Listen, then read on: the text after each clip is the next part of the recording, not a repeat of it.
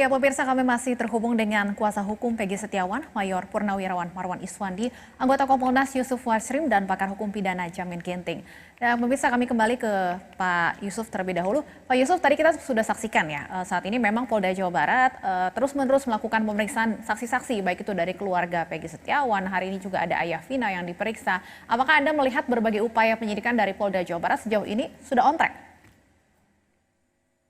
Ya, tentu kami di dalam memberikan masukan dan saran itu yang paling utama kan karena penyidikan ini disorot oleh publik, sudah banyak kami memberikan apa yang disampaikan dari para pihak, dari misalnya dari kuasa hukum Saka Tatal yang pertama sekali kami bertemu, apa yang menjadi keluhan itu kita sampaikan, termasuk muncul saksi-saksi yang ada dari pihak Peggy Setiawan, itu juga kami sarankan untuk diperiksa. Hanya yang perlukan penyidikan ini harus dilakukan secara profesional.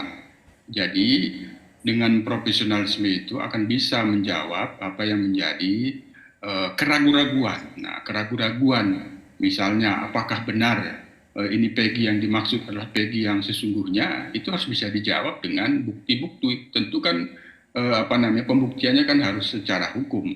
Yang kedua, kami sendiri tentu selain daripada itu di dalam penyampaian secara publik, kami juga secara gamblang telah pernah menyampaikan terkait dengan penyidikan 8 tahun yang lalu ada yang perlu dilakukan audit investigatif agar akuntabilitas kerja penyidikan selama ini yang sebenarnya itu sudah ada putusan pengadilannya tetap harus bisa dipertanggungjawabkan. Kalau memang ada hal yang tidak sesuai dengan prosedur, yaitu penyidikan yang dilakukan oleh penyidik pada waktu itu ya harus diberikan sanksi kalau memang tidak sesuai dengan prosedur. Hanya saja tentu karena ada putusan pengadilan yang telah berkekuatan tetap itu juga harus kita pedomani.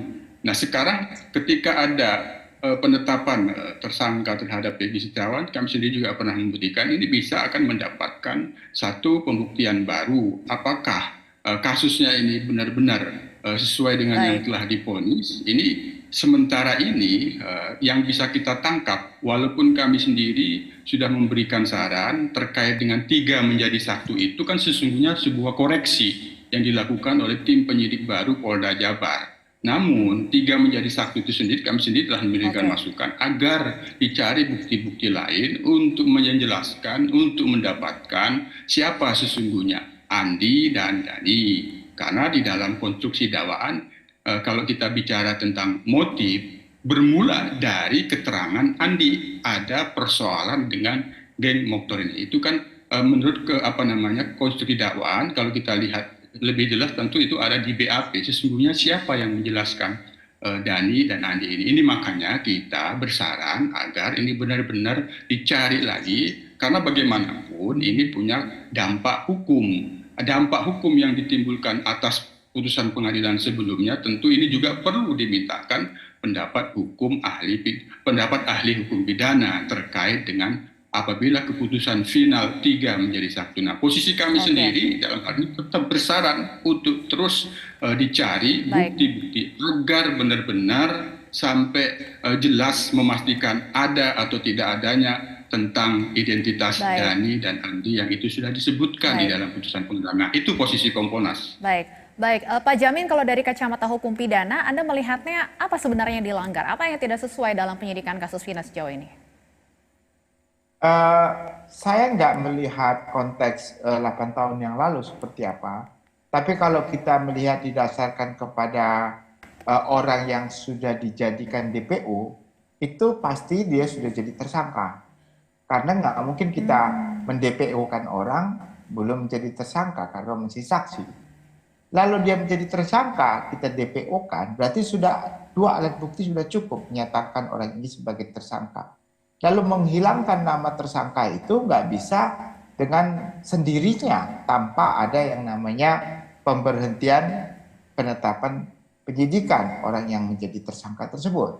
Nah, dengan demikian maka menurut saya kalau benar-benar dia ada DPO sebagaimana DPO dalam hukum acara pidana, itu tentu harus prosedur dilalui itu dengan SP3 ya. Tapi kalau dia hanya coba disebutkan sebagai orang yang diduga melakukan tindak pidana tapi bukan tersangka, maka sebaiknya menurut saya sebelum dihilangkan itu orang tersebut terlebih dahulu diperiksa, ya, kedudukannya. Setelah diperiksa sebagai saksi, baru nantinya bisa dinyatakan kalau berdasarkan bukti yang cukup tidak ada keterlibatan orang tersebut. Permasalahan utama kita adalah orang yang disebutkan itu belum pernah diperiksa setelah kasus ini mencuat, karena sudah berapa 8 tahun tidak ditemukan. Makanya harus dicari, jadi tidak otomatis dengan tiba-tiba dihilangkan dari daftar orang yang harus diperiksa. Demikian gitu. Kalau terkait dengan tersangka Peggy Setiawan sendiri, Pak Jamin, tentunya pihak Peggy saat ini berupaya untuk membuktikan ketidakterlibatan Peggy dalam kasus ini. Salah satunya dengan membuktikan Peggy tidak ada di Cirebon pada malam kejadian. Sejauh ini yang ditampilkan ke publik oleh tim kuasa hukum, barang buktinya adalah slip gaji, kemudian kesaksian dari rekan kerja dan adik dari Peggy Setiawan sendiri. Apakah ini bisa menjadi barang bukti yang cukup kuat untuk melepaskan status tersangka dari seorang Peggy Setiawan menurut Anda, Pak Jamin? Iya, kalau kita mengacu kepada tempus dan juga lokus suatu tindak pidana, tentu pelaku tindak pidana itu ada dalam tempus dan lokus, ya, kejadian, tentu ada di situ.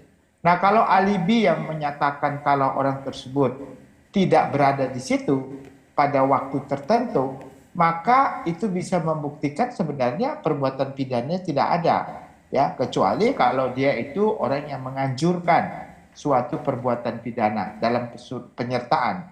Tapi kalau pelaku langsung di tempat kejadian yang diduga melakukan atau bersama-sama melakukan pengeroyokan segala macam mengakibatkan kematian, tentu ini harus ada di lokasi begitu. Nah, sepanjang bisa dapat dibuktikan kalau orang tersebut pada waktu terjadi tindak pidana tersebut tidak ada di situ, di lokasi tersebut, pada waktu tersebut, maka ini menjadi dasar yang kuat untuk menyatakan orang itu tidak terlibat melakukan tindak pidana sebagaimana yang disangkakan kepada orang tersebut. Sehingga perlu memang dibuktikan bagaimana, kapan, waktu seperti apa, di mana orang tersebut pada tindak pidana terjadi. Sebelum tindak pidana terjadi, pada saat tindak pidana terjadi, dan setelah tindak pidana terjadi. Itulah yang harus dinyatakan dan dibuktikan oleh penasihat hukum untuk melepaskan orang tersangka ini dari jeratan surat dakwaan nantinya. Demikian, Mbak. Baik, saya ingin langsung minta tanggapan dari kuasa hukum Peggy, Mayor Purnawirawan Marwan Iswandi. Pak Marwan, jadi selain membuktikan Peggy tidak ada di lokasi atau tidak ada di Cirebon bahkan pada saat malam kejadian, pembelaan apa yang disiapkan oleh tim kuasa hukum? Baik. Saya sebelum menjawab apa yang Mbak sampaikan, saya minta kepada pihak Kompolnas. Kalau saat Kompolnas itu didirikan, berdirinya Kompolnas itu tujuannya adalah untuk menampung aspirasi masyarakat pengaduan tentang kinerja kepolisian. Itu Mbak ya. Itu. Kalau memang Kompolnas kami anggap kami percaya, kami nggak mungkin ke Komisi 3. Nah, itu satu pernyataan saya. Saya minta Kompolnas untuk mereformasi diri lah. Satu Mbak ya. Yang kedua, masalah pertanyaan Mbak tadi apa Mbak? Yang barusan. Terkait dengan pembelaan yang disiapkan Pak Marwan terhadap Peggy, selain tentunya membuktikan bahwa Peggy tidak ada di Cirebon pada malam kejadian. Oh, kita buktikan dengan keterangan saksi Mbak dan petunjuk-petunjuk lain. Banyak bisa kita buktikan. Dan makanya ini kasusnya janggal. Pernah saya sampaikan kasus janggal. Kalau memang, nah ini kembali lagi masalah Kompolnas juga Mbak. Seharusnya Mbak ya, Kompolnas ini memonitor terus Mbak. Perkara ini kalau DPO kemana, mengapa, apanya masalahnya sampai tidak ketangkap, itu seharusnya Kompolnas itu kerjanya loh. Itu satu. Yang kedua, Kompolnas ini juga dia memang monitor kerjanya polisi, kekurangan polisi kayak seperti sekarang Pak. Dari keterangan tadi Pak Yusuf mengatakan kalau Andi justru Pak yang Andi yang DPO itu Pak Yusuf yang 2 orang dihilangkan, dan Andi sama si Dani itulah yang melakukan di dalam, bukan BAP loh Pak Yusuf, di dalam putusan pengadilan, di dalam putusan loh, telah berkekuatan hukum tetap dari kasasi. Itu bunyinya Pak Yusuf, biar Pak Yusuf tahu. Dani dan Andi itu, dialah yang proaktif melakukan pemerkosaan dan terhadap pembunuhan. Tetapi kok dianulir? Nah maksud saya ini seharusnya dari komponen bertanya, kenapa? Sementara Peggy alias Peron Peggy alias Peron bukan berarti Peggy Setiawan yang klien kami ini. Peggy itu dia hanya menusuk menggunakan samurai. Sementara kematian korban ini bukan karena samurai. Nah ini perlu dipertanyakan oleh Kompolnas. Seharusnya Kompolnas itu kerjanya begitu, memonitor, mengawasi, jangan menjadi juru bicaranya daripada kepolisian, jangan juga membela di kepolisian. Selama ini kami perhatikan, mulai dari kasus Sambo, lebih banyak membela. Itu Pak Yusuf. Ini hanya masukan Pak Yusuf, hanya masukan. Biar kita sama-sama mereformasi diri ke depan. Baik, silakan Pak Yusuf ingin menanggapi, termasuk tadi sebelumnya disampaikan Pak Jamin, seharusnya penghapusan 2 DPO melalui SP3. Pak Yusuf? Ya, Kompolnas sendiri, saya sendiri yang langsung turun pada tanggal 28 Mei. Kami sudah ketemu dengan seluruh penyidik. Penyidik yang di Polresta Cirebon pada waktu itu, penyidik yang ada di Polda Jabar yang masih ada bertugas di Polda Jabar, kami bertugas. Banyak pertanyaan yang kami ajukan. Siapa saja yang di BAP, bagaimana cara penangkapannya, bagaimana cara penahanannya.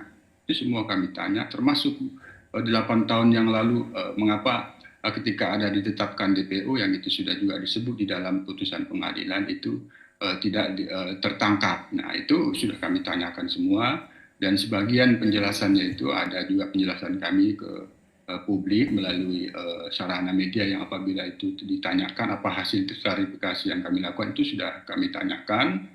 Hanya terus kami kaitannya dengan pada saat ini menjadi tahapan kedua. Nanti barangkali apabila ada benar-benar rekonstruksi kami akan turun ke lapangan. Apabila memang ada gelar perkara khusus yang ini kan sudah kami tangkap aspirasinya dari beberapa hari lalu. Apapun yang berkembang di publik, Kompolnas terus memantau. Tentu tidak semua hal bisa kami sampaikan di publik. Apabila hal-hal secara hukum masuk akal dan perlu menjadi masukan kepada penyidik itu kami sampaikan kepada penyidik, termasuk aspirasi-aspirasi terkait dengan yang kuasa hukum yang tidak mendapatkan respon yang baik itu sudah kita sampaikan juga. Jadi kami selama kasus ini viral, kasus Tina ini viral, kami terus melakukan pemantauan dan insya Allah kami tetap akan memberikan masukan-masukan dan termasuk juga merespon apa yang menjadi keluhan-keluhan para pihak yang tentunya kan pihaknya kan ada pihak kuasa Vina, ada pihak kuasa hukum yang itu tidak sama, misalnya kuasa hukum Saka Tatal dan termasuk kuasa hukum daripada keluarga ataupun Peggy Setiawan sendiri itu kami pantau terus Pak Marwan. Jadi kami terus memantau. Pernah juga kami sampaikan apabila ada berkeinginan untuk datang ke Kompolnas itu sudah pernah kami sampaikan kami terbuka. Hanya tentu ada hal-hal yang barangkali menjadi materi penyidikan ketika kami ditanyakan tentu kami tidak ingin mempengaruhi penyidik apabila itu disampaikan ke publik. Nah, terkait dengan peristiwa penyidikan yang lalu barangkali juga kami pernah menyampaikan kami punya catatan kelemahan dan itu sudah kami gali 1 hari di tanggal 28 yang lalu. Jadi tinggal kita tunggu saja dalam waktu dekat ini apakah benar ada rekonstruksi, nah nanti kita akan turun kembali. Baik, Pak Jamin, jadi mana sebenarnya yang seharusnya dilakukan terlebih dahulu? Gelar perkara khusus atau pra-peradilan atau seperti apa? Begini Mbak, jadi gelar perkara khusus itu alasannya buat apa? Ya, kalau kita lihat mengacu kepada Perkap 6/2019, gelar perkara khusus itu di pasal 33 fungsinya adalah untuk merespon pengaduan masyarakat atau pihak yang berperkara setelah adanya perintah dari penyidik. Keberatan contohnya, oh kenapa ditetapkan jadi tersangka? Oke, kita gelar nih, semua hadir stakeholder ya, dan juga ada ahli untuk dihadirkan itu.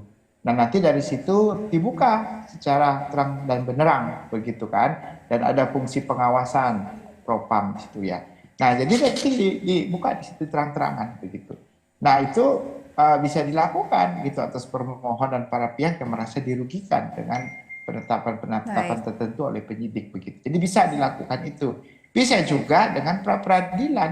Bisa juga ya lakukan pra-peradilan untuk menyatakan tidak sahnya suatu penetapan tersangka, dan bisa juga melaporkan kepada atasan terkait dengan adanya ketidakbenaran dalam proses penetapan tersangka begitu. Jadi itu upaya-upaya, itu strategi lah nanti yang kalau lawyer bilang oh kita mau gelar perkara khusus, permohonan silakan. Tapi ada yang dikabulkan, ada juga yang nggak dikabulkan begitu. Dan harus dijelaskan kenapa nggak dilaksanakan begitu, Mbak. Baik, kita nantikan kelanjutan dari pengusutan kasus ini. Terima kasih kuasa hukum Peggy Setiawan, Mayor Purnawirawan Marwan Iswandi, anggota Kompolnas Yusuf Warshim, dan pakar hukum pidana Jamin Ginting. Terima kasih, selamat malam Bapak-Bapak.